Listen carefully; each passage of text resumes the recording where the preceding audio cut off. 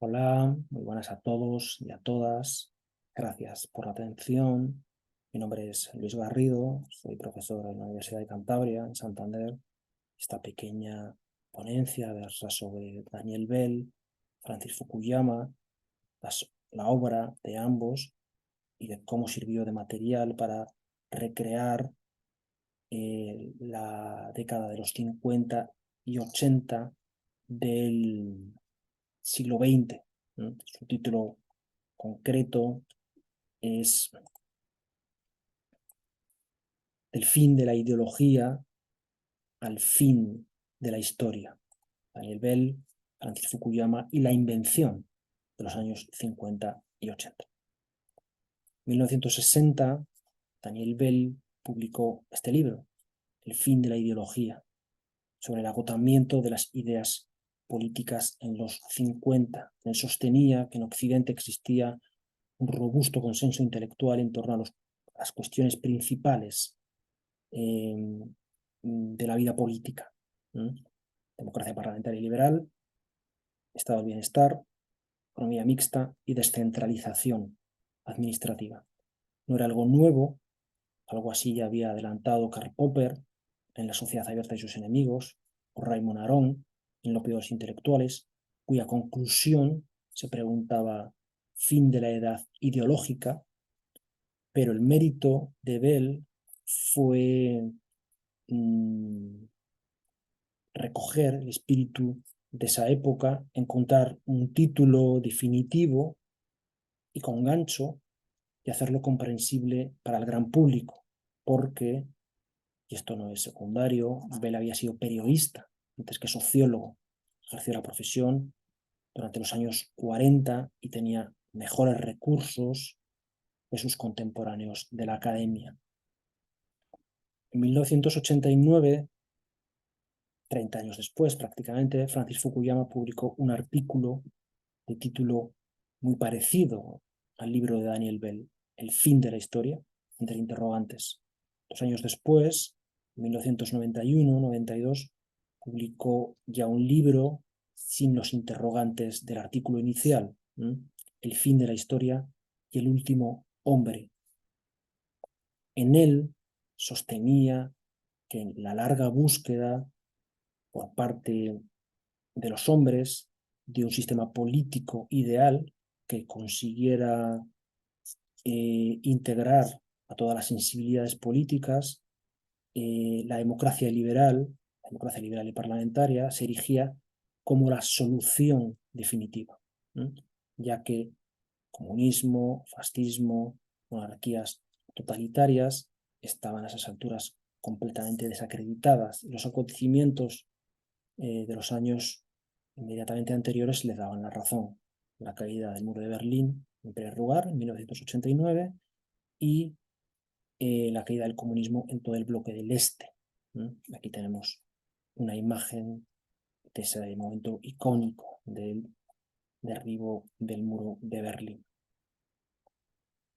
El material proporcionado por Daniel Bell acerca de los años 50 fue utilizado durante los primeros años de la década de los 80 para recrear, dar una imagen edulcorada, idílica de esos años 50, sobre todo a partir de distintos productos culturales de los que aquí hay algún ejemplo.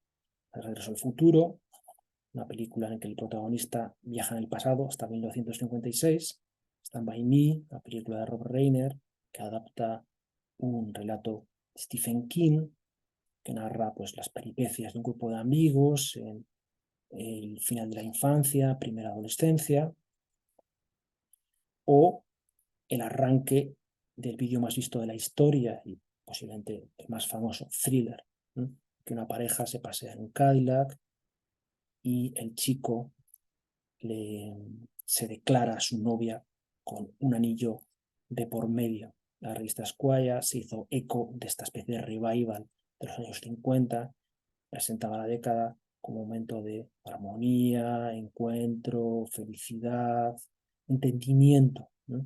Entre la población de Estados Unidos.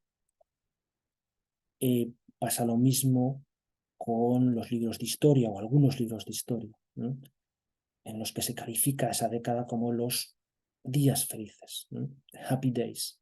O en este otro ejemplo, un libro publicado por la revista Time, nada menos, en el que se titula The Good Old Days, los buenos viejos días, los buenos viejos tiempos, haciendo referencia a los años 40 y 50.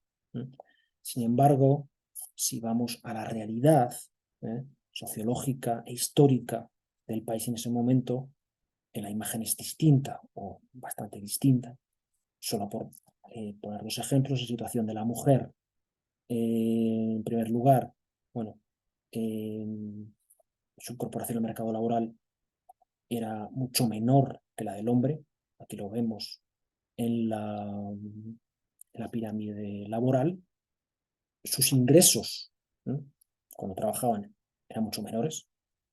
En los años 50, en esta supuesta época idílica, una mujer prácticamente cobraba 20 puntos menos que un hombre.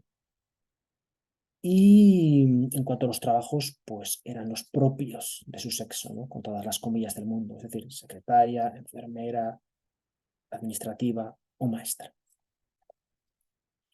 Y si de la mujer vamos a la población negra, pues la fotografía es todavía peor, ¿no? Esta es la famosa escena de Rosa Parks, un autobús negándose a ceder un asiento a la población blanca. Esta es una estudiante negra increpada por una serie de personas blancas por el hecho de incorporarse a un instituto que hasta entonces estaba reservado a la población blanca.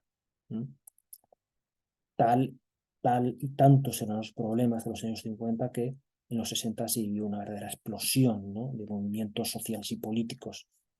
La lucha por los derechos civiles de la población negra, la segunda ola feminista, cuyo arranque se sitúa en la mística de la feminidad de Betty Friedman, o la reivindicación de los derechos de la población del colectivo LGTBI. Esto es parte de los sucesos de Stonewall, San Francisco, en 1969. En cuanto a la década de los 80, su edulcoramiento, su recreación, no va tanto por el lado de los productos culturales como por el lado de la política, a la cual contribuyó de manera decisiva la tesis de Francis Fukuyama. De tal manera que han pasado a la historia dos políticos ultraconservadores como Ronald Reagan y Margaret Thatcher, muchas veces en compañía de otro líder, no ya político sino religioso, pero de idénticas ideas conservadoras, el Papa Juan Pablo II, una especie de triada o trío de superhéroes, ¿no?, que habría traído la democracia al conjunto del planeta y habría propiciado el colapso del comunismo. Aquí hay unos cuantos ejemplos: tres héroes que cambiaron el mundo, cambiaron el mundo a mejor, un trío que cambió el mundo, más libros, un matrimonio político, haciendo referencia a Ronald Reagan y Margaret Thatcher, la relación especial, que es un poco más matizado, el del centro, una relación difícil, ¿no? Pero, en cualquier caso, esa idea de que los años 80 fue la década de la democracia, de la extensión de la misma a países que nunca la habían conocido, y que todo se debió al mérito y al trabajo de ambos líderes con la ayuda del Papa Juan Pablo II. Sin embargo, si vamos a esa década y analizamos con más detalle la realidad política y social, vemos que es la década de las políticas neoliberales, y de cómo la desigualdad se dispara a partir de ese año 80, 79, 80, 81, que es cuando se empiezan a poner en práctica en ambos países. Es cuando la diferencia entre los más ricos y los más pobres se amplía casi sin vuelta atrás. Pasa lo mismo en Estados Unidos, la anterior gráfica, la de Reino Unido, cuando la distancia entre los sueldos más altos y los más bajos también coge mayor amplitud, o, por volver de nuevo al Reino Unido, con la conflictividad laboral, es decir, son los años, y la gráfica es muy representativa al respecto de manifestaciones, huelgas, horas de trabajo perdidas como consecuencia de esas huelgas, etc. No es que antes no hubiera problemas, que los había, pero es ahora, como demuestra la gráfica, cuando se dispara, ¿no? Esta década pues, que va desde finales de los 70 hasta el año 90, prácticamente 12 años de conflictos. Y además, por concluir con Fukuyama, su tesis resultó demasiado eurocentrista u occidentalista, ¿no? Si existe esa palabra, ¿no?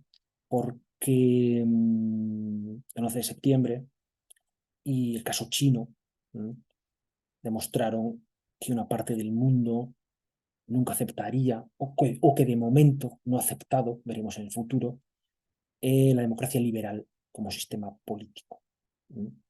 Y aquí tenemos dos imágenes muy representativas al respecto. Por terminar, esta operación de recreación, edulcoramiento de la década de los 50 y los 80, la primera con los materiales proporcionados por Daniel Bell, la segunda con los aportados por Francis Fukuyama, recuerda mucho este concepto acuñado por el historiador Eric Hobsbawm, la invención de la tradición. La invención de la tradición es el rescate o invención directamente de una serie de costumbres, tradiciones, rituales, folclore, ropaje, etcétera, para legitimar a determinada institución política o a determinada época política. En el libro, La invención de la tradición, se hace referencia sobre todo a la monarquía británica, con muchos de los rituales que pensamos que se remontan a la noche de los tiempos, o por lo menos hasta la Edad Media, en realidad son mucho más recientes, proceden de finales del siglo XIX o principios del XX. Una operación que, repito, se realiza, se lleva a cabo para legitimar a esa institución y a la época que preside. Pues para este caso, de los años 50 y 80, también cabría hablar de la invención de esas décadas, a partir de los materiales a los que he hecho referencia. ¿Por qué se realiza ese tipo de operaciones? Pues, de nuevo, para legitimación, pero también, y en muchas ocasiones, para huir o intentar escapar de alguna manera de un tiempo, de un presente hostil, problemático. Y por eso el buscar en el pasado aquella época que, eh, aquella época más fácil, ¿no? Eh, donde la convivencia fuera más sencilla, y refugiarse en ella. Es un concepto que se utiliza más para épocas históricas remotas, la Revolución Francesa, este tránsito del 19 al 20, pero creo que es de utilidad para explicar lo ocurrido con la década de los años 50 y 80 del siglo XX. Décadas con problemas, décadas conflictivas, pero que gracias a este tipo de reelaboraciones han pasado al imaginario colectivo, a muchos libros de historia, como momentos idílicos, armoniosos y de cierta felicidad. Hasta aquí esta ponencia. Gracias por la atención y estaré encantado de contestar a cualquier pregunta, de resolver cualquier tipo de duda. Muchas gracias.